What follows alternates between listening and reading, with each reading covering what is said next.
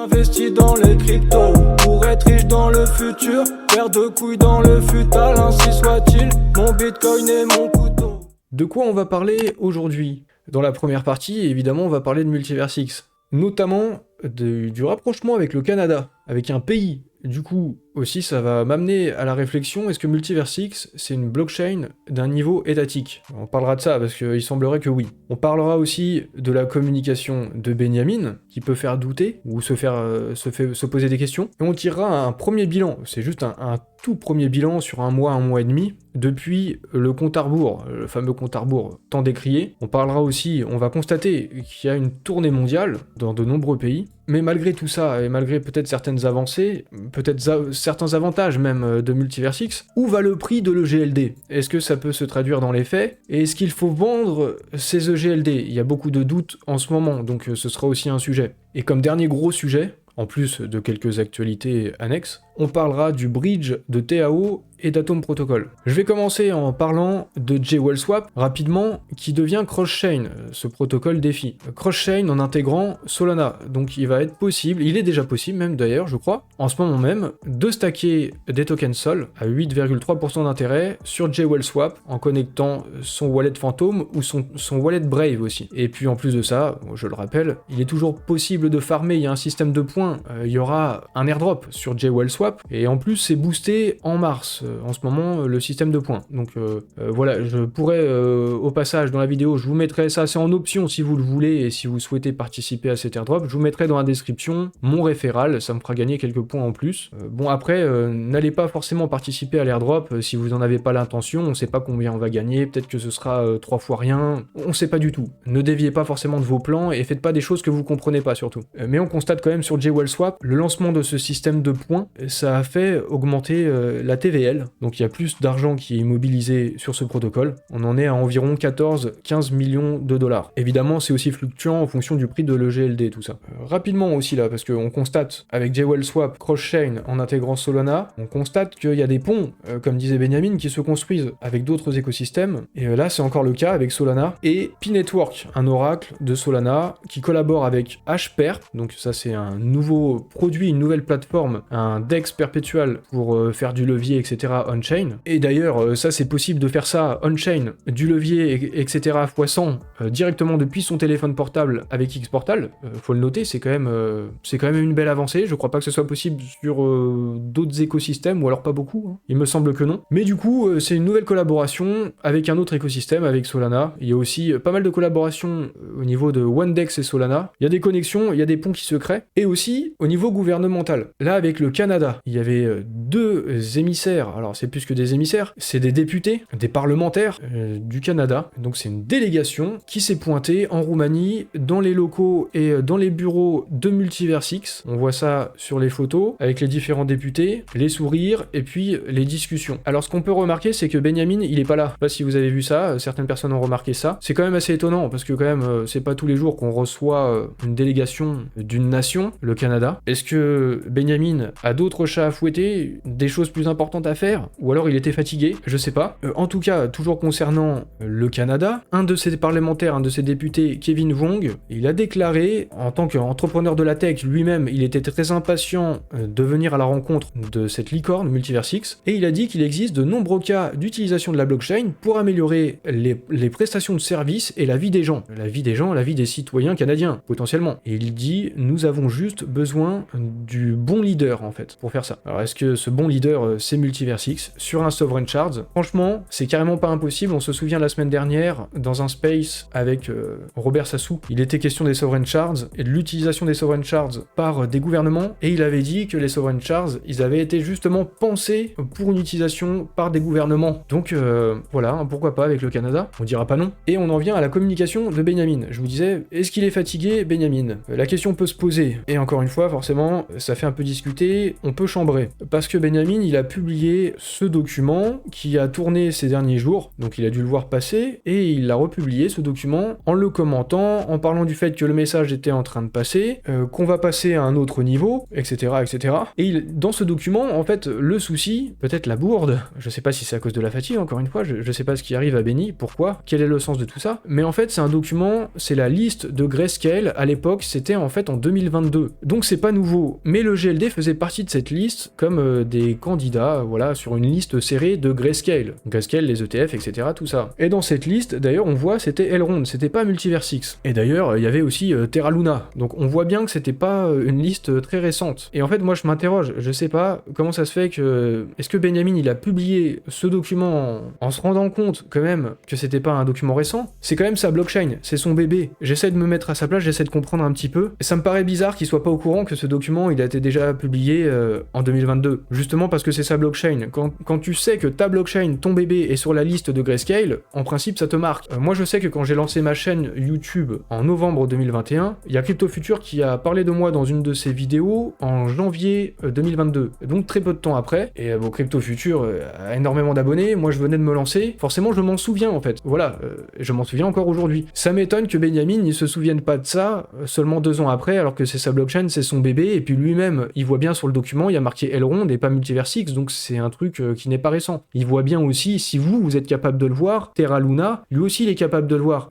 Donc ça m'étonne, je sais pas, ou alors, soit il était très fatigué, il a pas calculé, il a pas fait gaffe, soit il a mal communiqué, il s'est mal exprimé, peut-être que c'est une façon de dire, on était dans la liste avant, et comme il le dit là, gardez à l'esprit, à mesure qu'il y a de nouvelles discussions avec des institutionnels, que ça progresse, que voilà, peut-être à l'avenir, ces choses-là vont être actualisées vis-à-vis de Grayscale, je ne sais pas bien. En tout cas, que la communication elle soit hasardeuse ou non, voilà, Grayscale, ce tweet, 24 janvier 2022, le GLD était bien présent, était bien dans la liste, donc je pense que s'il doit y avoir une nouvelle liste, c'est quand même pas mauvais pour le GLD. Souvenons-nous de ce point qui n'est pas un détail, voilà. Et j'en reviens à ce sujet de Multiversix, qui est peut-être une blockchain d'un niveau étatique, institutionnel, comme disait un peu plus tôt Benjamin ici, en parlant de discussions institutionnelles. Multiversix, effectivement, mène des discussions à un niveau étatique, avec la Roumanie, avec la France, avec le Royaume-Uni, le Canada, le Liechtenstein. Multiversix discute aussi avec des banques centrales et accompagne des nations, des pays dans l'adoption des cryptos. Et ce type de discussion, ça prend du temps, ça se met pas en place du jour au lendemain. Par contre, une fois qu'une nation commence à vouloir incorporer la blockchain, cette technologie, dans son économie, dans ses services, c'est ce que disait ici Kevin Wong, le représentant la délégation du Canada, là il parle d'utiliser la blockchain pour améliorer les prestations de services et la vie des gens. On est complètement dans ce cas de figure. Si ça se passe, d'un coup, ça va être des millions, des dizaines de millions de citoyens qui deviendront utilisateurs de la blockchain. Et là, je me dis, la réflexion que j'amène à vous, c'est pas des informations nouvelles, mais c'est bien de prendre un peu ce recul et de réfléchir. À part Multiversix, est-ce que vous connaissez beaucoup d'autres blockchains qui mènent des discussions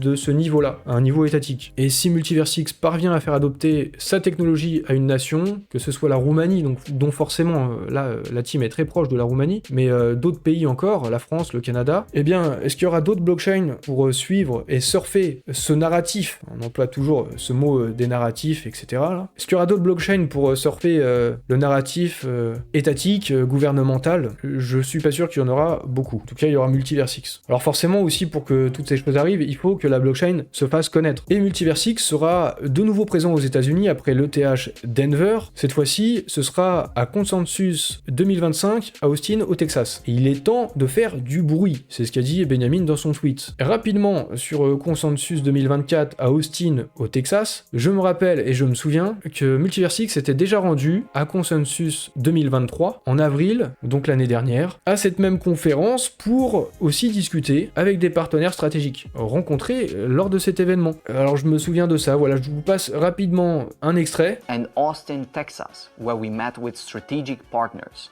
for a lot of discussions and partnerships. Alors voilà, on verra. Je sais pas s'il y aura du neuf au niveau du Texas sur les partenariats, mais on nous a annoncé ce jour-là, le 12 mars, encore d'autres events pour faire connaître Multiversix. Cette fois-ci à Paris, Proof of Talk. Ça se passera au mois de juin, il me semble. Et derrière, après ça, ils nous ont encore balancé plein d'autres dates. D'un coup, une super wave, une vague, pour faire connaître Multiversix un peu partout, pour qu'il y ait plus de partenariats, plus de collaborations, plus de builders, etc. Voilà, toute une liste d'événements à travers le monde, vous voyez toutes les dates. Là, ça s'étend jusqu'à novembre, et je suppose qu'ensuite, ce sera le X-Day, au bout du compte. Où sera le X-Day, on sait pas encore. Mais ça fait donc 10 pays et 17 événements. Les États-Unis, l'Espagne, l'Allemagne, la Roumanie, la France, les Émirats Arabes Unis, la Turquie, la Corée, Singapour et le Portugal. Un autre point, cette fois-ci, qui concerne, j'aborde un petit peu les sujets autour d'X-Portal. Et là, concernant les avatars. Alors, il y a un projet, iNexus. Peut-être que ça vous parle pas trop. Et je vais faire une vidéo dessus, je vais un petit peu présenter ça, parce que je me dis, une petite supposition, peut-être que ça pourrait être un projet qui sera lancé sur le X Launchpad. C'est une intuition, je vous partagerai ça dans une vidéo à l'avenir sur YouTube. Mais j'ai vu un de leurs tweets, et voici ce qu'ils disent. Je vais juste vous citer ce qu'ils ont dit, pour votre information. Multiversix travaille sur un incroyable outil de création d'avatars pour les jeux et les applications. Nous avons déjà implémenté une version pilote, et elle est incroyable. 2 fois meilleure que n'importe quel créateur d'avatar existant sur le marché. Une fois cette opération terminée, ce sera un succès instantané. Alors voilà, je pense que j'ai pas besoin d'en dire beaucoup plus, c'est eux qui disent ça. En tout cas, ça nous apprend que ça avance sur les avatars. Les avatars, vous savez, les avatars, notre jumeau numérique, Digital Twins, avatar 3D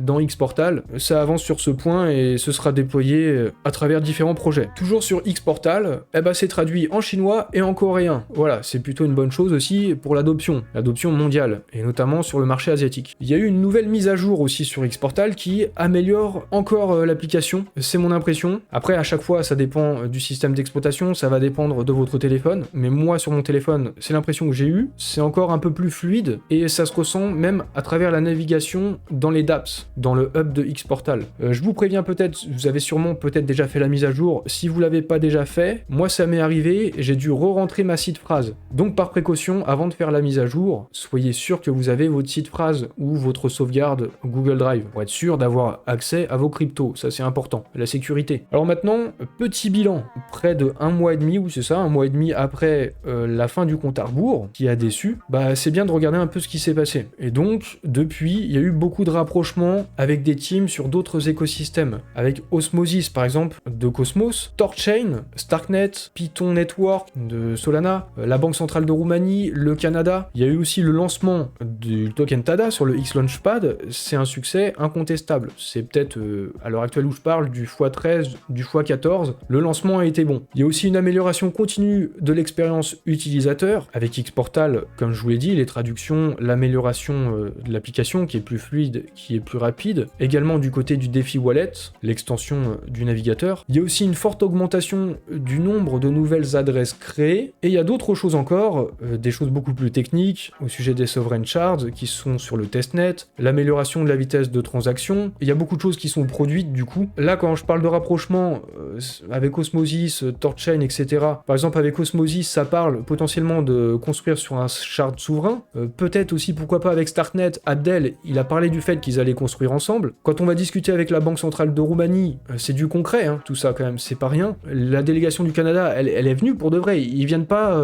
juste pour dire bonjour, quoi, ou pour goûter les spécialités culinaires roumaines. C'est des choses sérieuses. Donc il se passe des vraies choses quand même, en l'espace d'1 mois et demi à peu près, et même si ça avait déçu après le compte à rebours, la team nous avait promis une accélération en 2024. Pour l'instant, c'est mon impression, vous pourrez dire en commentaire ce que vous en pensez, ou dans le chat, là sur Twitch, j'ai l'impression moi que ça se traduit quand même dans les faits, il y a des choses qui se passent. Le seul truc qui manque, c'est que le prix de l'EGLD décolle. Voilà, forcément. En fait, c'est la seule chose qui manque. Si on était à 120$, si votre bague de GLD était doublée, plus ou moins, je pense que la communauté serait d'un coup beaucoup plus satisfaite. Il y aurait beaucoup moins d'angoisse parmi certains, beaucoup plus de confiance en l'avenir et en ce bull run. Si on était à 200$, si on était à 300$, il pourrait y avoir rien du tout de tout ça dont je viens de vous parler, aucun accomplissement, rien. Il y aurait même 2 fois moins de produits, 2 fois moins d'utilisateurs. Si on était à 300$, vous seriez 1000 fois plus content qu'aujourd'hui, peut-être en fait, même s'il y aurait moins de choses concrètes. Le prix, c'est une illusion, c'est une valeur qu'on accorde à un moment. Mais il y a quand même un moment où s'il y a de la vraie valeur concrète, intrinsèque, ça doit se traduire aussi dans le prix. Alors tout ce qui manque, c'est que le prix de l'EGLD décolle. Et à votre avis, dans quelle direction va aller l'EGLD justement, forcément je vous pose la question. C'est les choses qui nous animent en ce moment. Le retour sur investissement. Et là, on est à un point, alors les plus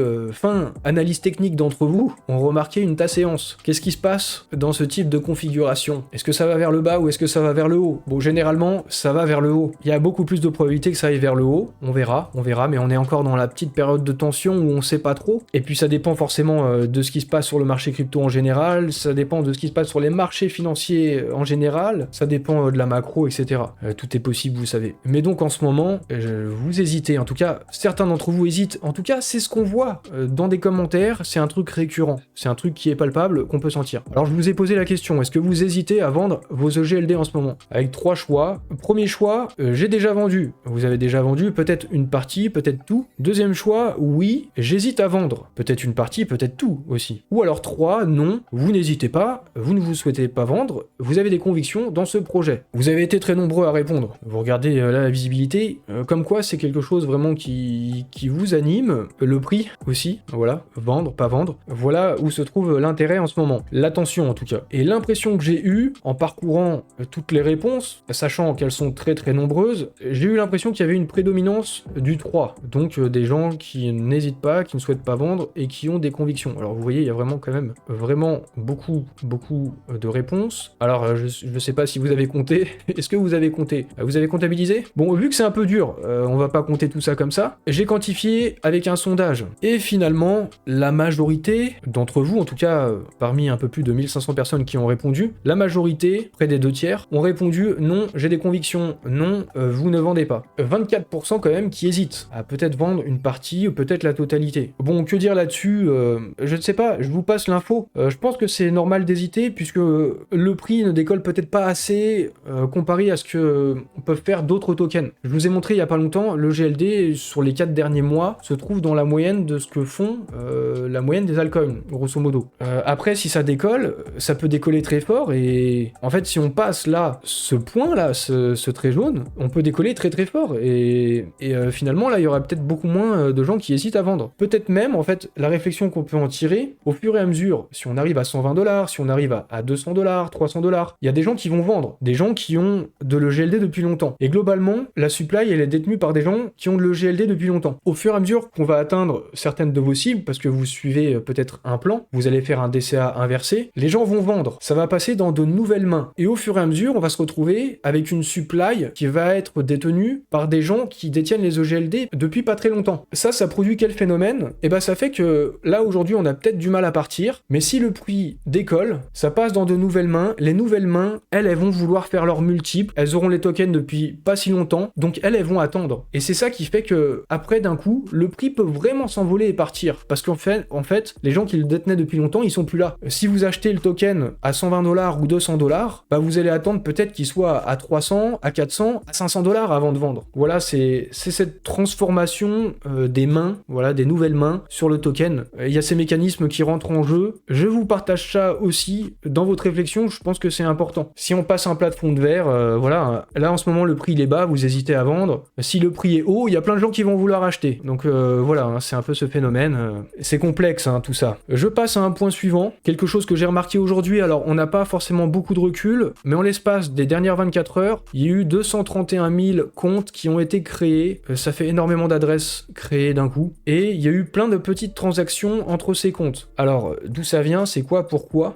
Ça pourrait être pour faire de l'arbitrage et front-run d'autres bots, en fait avec de nouvelles adresses, avec des bots derrière. Et en fait tout ça, ce serait pour faire passer des transactions avant d'autres personnes, être plus rapide et profiter de légers écarts de prix entre les DEX et les SEX, les plateformes centralisées et décentralisées. Attention, on est chez Mon Bitcoin et Mon Couteau, mais on reste poli. Quand je parle des SEX, je parle des plateformes centralisées. Hein. C'est l'acronyme en anglais, Central Exchange, etc. Vous savez. Hein. Ah, merci pour l'abonnement, le masoleur. C'est pour les blagues, vous me remerciez. C'est pour le divertissement aussi. Mais du coup, je disais, peut-être une des explications à ce nombre d'adresses créées et ces petits tests et ces petites transactions, c'est peut-être pour jouer sur l'arbitrage. Je ne sais pas. J'ai aussi demandé à Foudre dans ce tweet et il fera un post bientôt, donc j'ai pas vu s'il a fait un post depuis. Peut-être qu'on aura la réponse la semaine prochaine ou dans les prochains jours. Maintenant, je vais vous parler du bridge de TAO. Et ça, c'est des choses, de très bonnes choses hein, pour Multiversix. Alors, le bridge de TAO mis en place par Atom Protocol. Il y a plusieurs choses à dire parce qu'il y a eu un long tweet. Alors, vous savez comment ils sont, Atom Protocol. Ils vous lâchent un long tweet qui fait 3 km à 21h, 22h, 23h. Et après, vous devez lire tout ça, vous devez comprendre, enfin, surtout moi, et vous devez faire un petit résumé pour la communauté. Donc, c'est aussi pour ça que je peux faire mes live Twitch hors retard. Voilà. Du coup, quelles infos faut retenir? On va essayer de de retenir les points principaux. Parce que je vous parle déjà d'Atom très régulièrement, donc grosso modo, vous savez ce qui est à venir. Le bridge TAO, ce qu'on apprend, c'est qu'il a été audité 3 fois. Donc déjà, on a de la sécurité, Runtime Verification, Certic et ARDA. Également, on va avoir $1 million d'incentive dans les boosters sur Atom Protocol en lending. Ça va être distribué, regardez ici, alors là pour l'instant vous voyez 312 000% le rendement, mais évidemment ce sera pas ça. Dès lors qu'il y aura de la liquidité, ces rendements vont baisser, mais il y aura quand même des rendements très importants. Le boost, $1 million pour attirer de la liquidité. Donc si vous avez du TAO, ça va devenir intéressant. Faire du liquid stacking sur Atom Protocol, augmenter les rendements. Les rendements du stacking classique, puis plus les rendements du liquid stacking, en étant ici là en collatéral, en faisant du lending, et même à venir des choses dans l'écosystème Multiversix d'une manière générale. Le token TAO, il va y avoir moyen de faire des rendements. Donc dites ça aussi peut-être autour de vous. Qu'est-ce qu'on apprend d'autre? Il va y avoir une V2 d'Atom, donc le site internet va être revisité, il va y avoir une refonte, peut-être même, je sais pas moi, de nouveaux produits, de nouveaux tokens, le DAI aussi, pourquoi pas. Donc cette V2 d'Atom, ce sera pour Q2 2024, et l'airdrop du SH, vous savez, il y a des snapshots en ce moment, ça devrait arriver cet airdrop, on devrait avoir cette distribution pour juin-juillet 2024. Eux, ils ont dit fin Q2, début de Q3, donc en gros c'est juin-juillet. Hein. Et ça me fait penser au fait que ça coïncide avec, en juillet, justement, un an après le TGE, le lancement du token HTM, un an après, il y aura les premières libérations de tokens pour ceux qui ont eu les premiers financements, les premiers stades de l'investissement sur le token HTM, je sais plus à quel prix, les pré-sales et compagnie, eux ils vont avoir leur première libération de tokens en juillet, donc justement tout ça arrive avant. Le but des $1 million, ça va être attirer de la liquidité, pour bénéficier des incentives, il va falloir acheter du token HTM qui sera mis dans le module du booster, donc ça va valoriser le token HTM, et donc sur la période à venir, je pense, à travers tout ça, ils espèrent faire augmenter le prix du token avant ces libérations de tokens en juillet. Il y a d'autres points à aborder, parce que dans leur tweet, Atom, je vous dis, il y a une tonne de choses. J'aborderai pas tout dans le détail, c'est pas possible, mais c'est pas possible en une fois comme ça, dans un live Twitch, et les vidéos sont trop longues. Mais je vous signale, il y a un site internet pour le stablecoin natif d'Atom, l'USH, natif de Multiversix, ça devrait être le premier du coup. Ça se passera sur cette plateforme. C'est ici qu'on pourra mint le token, et si vous allez dans How It Works, vous accédez à cette page, et vous aurez de la documentation sur l'USH. Donc je vous invite à aller ici, et à vous renseigner si vous voulez plus d'infos. Également, un point important autour d'Atom Protocol et du Sol Protocol. Ce qu'il faut comprendre, c'est que Atom Protocol, c'est la plateforme ici de lending. Et Atom Protocol va être répliqué sur d'autres blockchains, donc sur Ethereum, sur Solana aussi, on nous a parlé, sur d'autres écosystèmes. Et le Sol Protocol va réunir les différents Atom Protocol qui sont sur les différents écosystèmes, les Ethereum, les Solana et compagnie, et va réunir la liquidité en fait. Réunir toute la liquidité sur les différents écosystèmes. Et en fait, ça, c'est deux services distincts, Atom Protocol et le Sol Protocol. Et pour clarifier tout ça, en fait, l'entité mère, c'est sci-fi.io. Donc il y a eu un nouveau compte Twitter, sci-fi, ça fait un peu science-fiction, c'est peut-être parce que c'est le protocole qui vient du futur. Il y a aussi un site internet, sci-fi.io, et là il y a des choses intéressantes dessus. Alors, regardez ceci, quand on clique, déjà il y a des petites animations. Je vais peut-être bouger la caméra là. Regardez ici, on voit que Atom Protocol, donc la plateforme de lending, va être répliquée effectivement sur pas mal de blockchains. On voit Ethereum, on voit Base, des Layer 2 aussi également, Arbitrum, Avalanche, Gnosis, Metis, Optimism, Polygon. Et même on nous a parlé de Solana, donc on aurait pu voir aussi Solana ici. Du coup, ce qu'on peut noter, déjà, c'est que le bridge TAO, que l'on voit ici en cliquant ici là sur le petit T de BitTensor, on voit que le bridge TAO nous reliera aussi à toutes ces blockchains. Et comme ils le disent ici, là sur leur site internet de sci-fi.io, ça offre des opportunités défis infinies pour TAO. BitTensor va être connecté à toutes ces blockchains et ça va rendre liquide le token. Ça, c'est plutôt bullish aussi pour le prix du token TAO, mais pas seulement, aussi pour HTM. Parce que vous l'avez compris, Atom va être déployé sur différents écosystèmes, et sur ces différents écosystèmes, il y aura des incentives à chaque fois pour attirer la liquidité. limité, comme là, avec le bridge de TAO. Donc à chaque fois, ça va être une pression à l'achat sur les tokens HTM pour mettre du token HTM dans le module booster. Ça devrait pousser le prix du token HTM. Et les revenus du protocole, le protocole dans tous les écosystèmes, sur Solana, sur Avalanche, sur Ethereum, etc. Tout ça, ça ira au holder du token HTM. Alors, c'est de la réflexion. Je sais pas si c'est une alpha, pas vraiment. Bon, c'est public, hein, c'est affiché sur le site. Mais je pense que l'écosystème crypto n'est pas tellement au courant de tout ça. Ce serait bien de faire passer le message. C'est ce que je suis en train de faire. Faites-le aussi. C'est pour ça, je vous incite à partager aussi mes vidéos. Passez le bon mot. Voilà, il y a des bonnes choses du côté d'Atom, aussi du côté de TAO et du côté de Multiversix, et pour la défi en général. Je vais vous parler de Tada rapidement. Le stacking sur Meria, il y a des taux, des APR assez importants. Jusqu'à 60% si vous bloquez vos tokens sur 12 mois. On peut voir ça ici. Si vous les bloquez sur 6 mois, ce sera 30%, et sur 3 mois, 15% de rendement. Ce qu'il faut faire attention, par contre, c'est que quand c'est bloqué pendant 12 mois, les tokens sont bloqués, vous ne pouvez pas les retirer, et vous ne pouvez pas vendre. Ça vous donne pas du coup beaucoup de souplesse dans la gestion de votre bag. Et ça peut être risqué, parce qu'on sait pas quand est-ce que ça s'arrête, le bull run. Malgré tout, la majorité des tokens Tada sur Meria ont été stackés pendant 12 mois. On voit ça, on a les chiffres, 61,3% stackés pendant 12 mois, 30,4% stackés pendant 6 mois, et 8% sur 3 mois. Voilà, prenez ces données-là, mais ça veut dire aussi qu'il y a une bonne partie là des tokens qui étaient en circulation qui ne le sont plus. Pour la pression sur le prix, c'est pas mauvais ça. Une petite réflexion sur le projet Inspire. On en avait entendu parler sur la période du X-Day, on n'en a plus beaucoup entendu parler depuis. J'ai revu passer un tweet d'eux, là, il y a pas longtemps, et en voyant ce visuel, j'ai eu cette petite réflexion. Je me dis, là, en voyant des beaux partenaires comme ça, des Decathlon, Ikea, Carrefour, Starbucks, H&M, vous imaginez, est-ce que ça pourrait pas faire un beau projet lancé sur le X Launchpad? Franchement, ça pourrait le faire, je trouve. Il pourrait y avoir de la hype quand on voit des partenaires comme ça. C'est juste un petit truc comme ça, hein, je sais pas. Mais ça pourrait bien coller. Et également, je vais vous partager ça. Il y aura un lien dans la description de la vidéo sur YouTube, un lien vers une dizaine d'airdrops sur Multiversix. Certains qui sont confirmés, comme celui d'Atom, vous savez, il y a des snapshots en ce moment, Zoxno, sur Dinovox, sur Tada, sur DX25 Labs, Jewel Swap, bon c'est quasiment confirmé, hein, et il y en a d'autres également. Comme ça, vous aurez les démarches à suivre pour